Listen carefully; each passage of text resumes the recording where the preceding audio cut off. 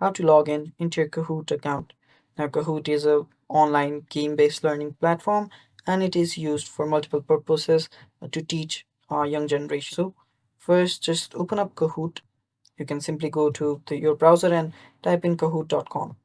After you do that, make sure that you accept the cookies, and there you can see different options.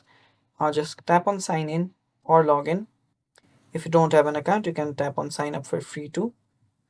After you clicked on login, this page will load up right here. Now here you can type in your username or your email. Just type in your correct password.